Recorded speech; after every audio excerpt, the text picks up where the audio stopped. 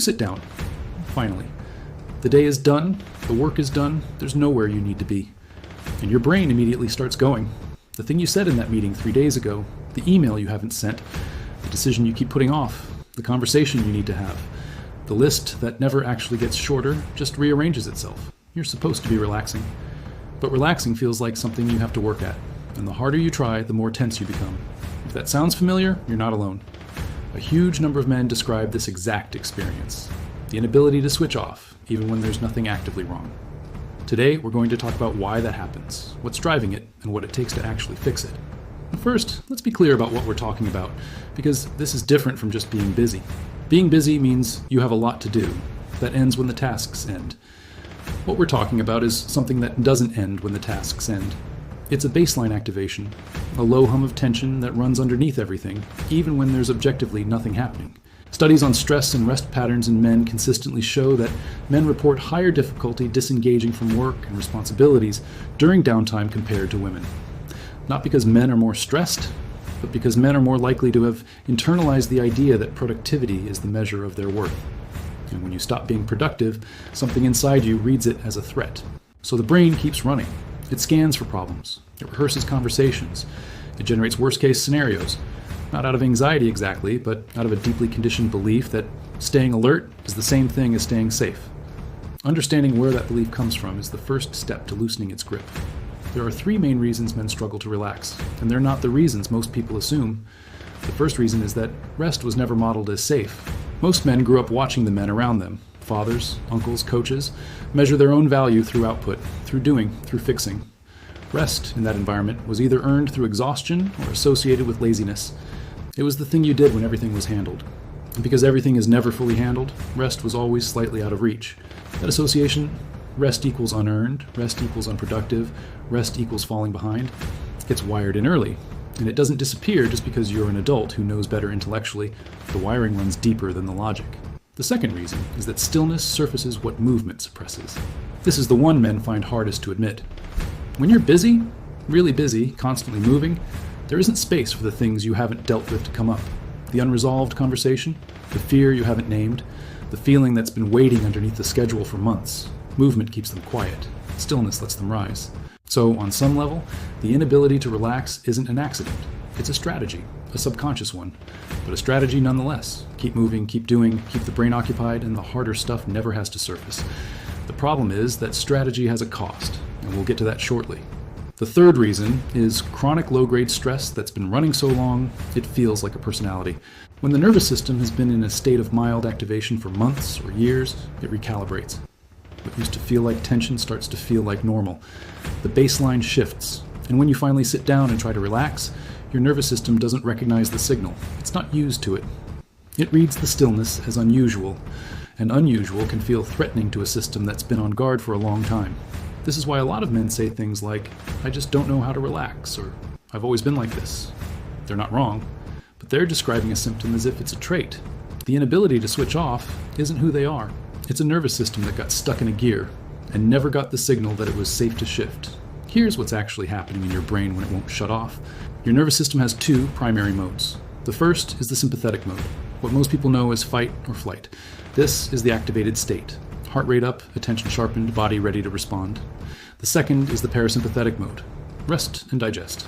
This is where recovery happens, where the body repairs, where the mind processes and consolidates. The problem for a lot of men is that they've been spending so much time in sympathetic mode, under pressure, managing demands, staying alert, that the parasympathetic system atrophies from underuse. Like a muscle, you never train. It's still there, but it doesn't fire as easily. And switching between the two requires a signal that the threat has passed. The brain is looking for that signal constantly.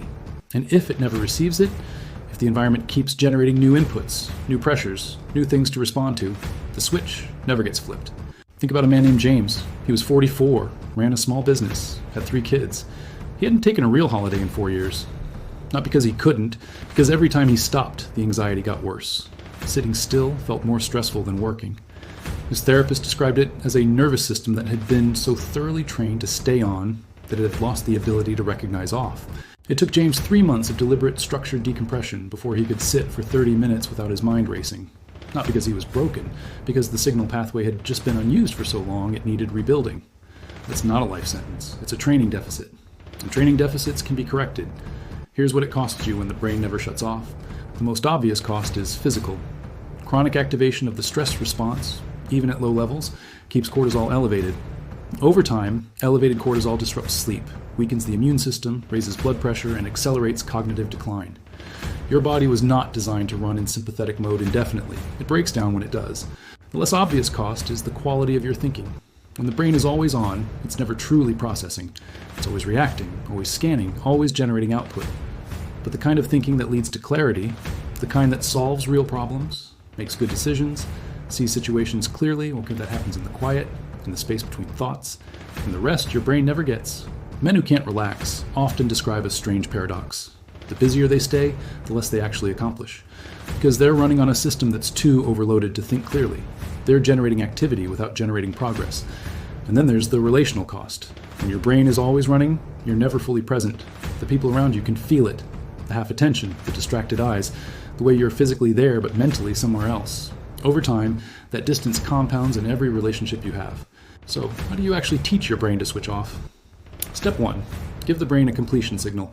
One of the main reasons the brain keeps running is that it has no clear signal that the day is done.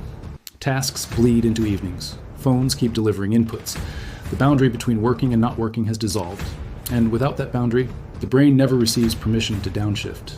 Create a deliberate end-of-day ritual. It doesn't have to be complicated. A short walk, changing your clothes, writing down the 3 things still on your mind and closing the notebook. Something that tells your nervous system, this part is finished. What's left will be there tomorrow. That signal, repeated consistently, starts to rebuild the switch. Step 2, stop using distraction as rest. Scrolling, watching TV, drinking. These are not rest. They occupy the conscious mind without giving the nervous system what it actually needs, which is genuine deactivation. The brain stays stimulated. The cortisol stays elevated. You feel like you relaxed, but the system never actually came down. Real rest means slow breathing, reduced stimulation, physical stillness, or absorption in something calm and non-demanding. Even 10 minutes of this, real, intentional decompression, produces measurably different results than 2 hours of distraction. Step 3. Practice tolerating stillness in small doses. If complete stillness feels intolerable, if sitting quietly for 5 minutes makes you uncomfortable, that discomfort is information. It means the parasympathetic system is undertrained, and the only way to retrain it is exposure. Start with 2 minutes, then 5. Sit. Breathe slowly. Let the thoughts come without chasing them. The discomfort decreases with repetition. Your nervous system learns gradually that stillness is safe, that nothing bad happens when you stop, and slowly, the switch starts working again. I want to leave you with one reframe before you go. Rest is not the reward for finishing everything. Everything will never be finished. Rest is part of the work. It's how the system that does the work stays functional. Men who understand this, who treat recovery as a non-negotiable rather than an afterthought, don't just feel better. They think more clearly, perform more consistently, and show up more fully for the people around them. The brain that never shuts off isn't a sign of dedication. It's a sign of a system that needs maintenance. And maintenance isn't weakness. It's how you stay in the game long enough to actually matter. If this video helped you make sense of something you've been experiencing, share it with one person who needs to hear it. You don't have to explain it, just send it. And the next video goes even deeper into this. We break down what chronic stress actually does to your brain over years at the neurological level. It's eye-opening. It's linked right below. Take care of yourself. I mean that.